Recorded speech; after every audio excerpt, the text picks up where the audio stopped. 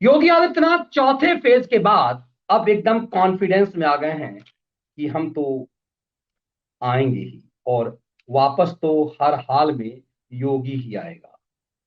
लेकिन अपनी वापसी में के बाद भी चौथे फेज में वो कह रहे हैं कि हम बहुमत के करीब पहुंच गए हैं, तब भी योगी क्या संदेश दे रहे हैं? क्यों योगी इन खैरातियों से, इन बेईमानों से आपको सचेत कर रहे हैं? क्योंकि जाति में हमारा नशा होता है, और ये जितने नशेरी हैं ये बड़े षड्यंत्र के साथ यूपी की सड़कों पे घूम रहे हैं। बार बार कहता हूं, इन्हें अपनी जाति छुपाई हुई है। इन मैक्सिमम खैरातियों को देखेंगे, इसने अपनी जाति तो छुपाई हुई है, लेकिन लोगों से पूछते हैं कि तुम्हारी जाति क्या है। अब इन चिरकुटों का चैनल का मैं क्लिप तो नहीं दिखा सकता, लेकिन ये एक महिला से पूछ रहे हैं कि कौन जाति है तुम्हारी, तो कह रही हिंदू हूं। तो वो सोचा कि भाई अब तो ये वीडियो बनेगा, बहुत लोग जलील करेंगे आजकल। उस सनसनीबाज ने उससे सवाल दोबारा काउंटर सवाल नहीं किया। लेकिन हर जगह ये पूछते हैं, वो महिला ऐसी थी कि उसने सीधे कह दिया मैं हिंदू हूं, इसने जाति नहीं पूछी। अब जिस जगह पे schedule caste and SC ST act लगता हो, वहां आप खुल करके जाति, अपनी जाति तो छुपाए हुए हो। कई लोग कंफ्यूजन में होते हैं कि तुम्हारे नाम में ये हिंदू आधा मुस्लिम क्यों दिखाई देता है। मेरे मुझसे कई लोग पूछते हैं क्या ये जिसे आप सनसनीवाज कहते हैं कि मुसलमान है क्या? इसके नाम में तो पता नहीं क्या जुड़ा हुआ, पीछे पूछ लगा है, बाप ने नाम कुछ रखा, अपना नाम कुछ रख लिया। अब इन लोगों के षड्यंत्र को देखिए, सब के सब अपनी जाति छुपाए हुए षड्यंत्र करने के लिए, चाहे वो प्राइम टाइम वाला खैराती कुमार हो, लेकिन दूसरे से पूछता है कौन जात हो। मुझे लगता है कि इस देश में इस तरह से चुनाव के समय में आप सीधे पूछना कि कौन जात हो और किसको वोट दोगे, चुनाव आयोग को इन सब पे कार्रवाई करनी चाहिए। ये कैसे आप पब्लिक मंच पे कर सकते हैं? लेकिन इसीलिए योगी आपको सचेत कर रहे हैं, क्योंकि पूरा गैंग पैसा पाकर के घूम रहा है और ये कह रहा है कि कौन जात हो, किसको वोट दो। अरे फलाना जात तो फलाना को वोट देता है। अरे ब्राह्मण होकर के तुम क्षत्रिय को वोट दोगे, ये तो योगी आदित्यनाथ क्षत्रिय है। और पूरी स्टोरी की जा रही है गल्लन टॉप के जैसे यूट्यूब चैनलों पे कि पूर्वी यूपी का ब्राह्मण योगी को वोट नहीं करेगा। ब्राह्मण नाराज है योगी का, ये अब परसेप्शन क्रिएट किया जा रहा है पूर्वी यूपी में कि ब्राह्मण नाराज है, इधर दलित नाराज है, और ये फलाना जाति नाराज है, जाटव नाराज है। इस तरह से जाति के नाम पर जब आपको काटने की कोशिश की जा रही है, ये पूरा फंडिंग। और कल सतीश जी ने बहुत बेहतरीन चीज कही, जो वीडियो आज वायरल हो रहा है, बहुत अच्छी बात है कि सतीश जी ने कहा कि आवारा पशु का मुद्दा क्यों बनाया गया। आवारा पशु का मुद्दा इसलिए बनाया गया कि स्लटर हाउस जितने चल रहे हैं, ये जितने कसाई घर हैं, उसके जो मालिकान हैं, ये जो खलियर हो चुके हैं, उनके पास जो अथाह पैसा है वो मीडिया के मुंह में डाला जा रहा है। इसीलिए चूंकि गाय नहीं काट पा रहे हैं, ये सांड नहीं काट पा रहे हैं, इसीलिए अखिलेश सांड सांड बार बार बोल रहा है, और आवारा पशु को इश्यू बनाया गया। पूरा मध्य यूपी से लेकर पूर्वी यूपी के हिस्से में आवारा पशु का मुद्दा क्यों बनाया गया? बहुत अच्छी बात सतीश जी ने कही कि आवारा पशु यदि है, यदि वो पशु यदि छुट्टा पशु है, तो वो पशु आपके आपका यदि है तो आपके गांव के ही किसी दूसरे के खेत को चढ़ेगा। तो निश्चित रूप से आपकी लड़ाई आपके उस आदमी से होगी। यदि आपका खेत आपके पड़ोसी के, आपके रिश्तेदार की गाय यदि चर लेती है, तो झगड़ा वाजिब सी बात है।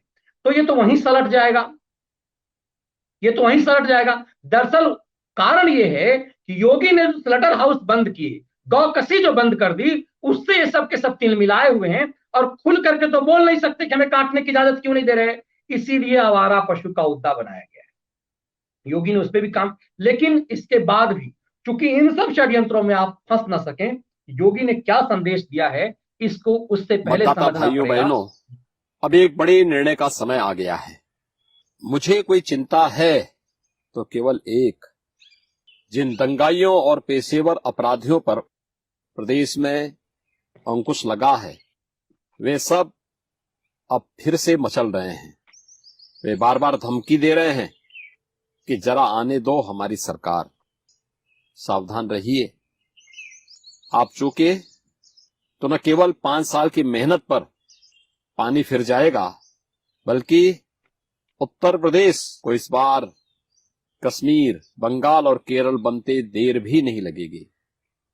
आपका वोट आने वाले 5 वर्षों की हमारी तपस्या के लिए आपका आशीर्वाद हो, और इससे भी बढ़कर यह वोट आने वाले समय में आपके और आपके परिवार के भयमुक्त जीवन की गारंटी भी बने। जय जय श्री राम। अब देखिए, हर किसी को पता है कि उत्तर प्रदेश में क्या होना पानी है, फिर जाएगा लेकिन ये, योगी आपको क्यों चिता और रहे इससे भी हैं? बढ़कर या वोट आने वाले समय में आप योगी आपको क्यों चिता रहे हैं?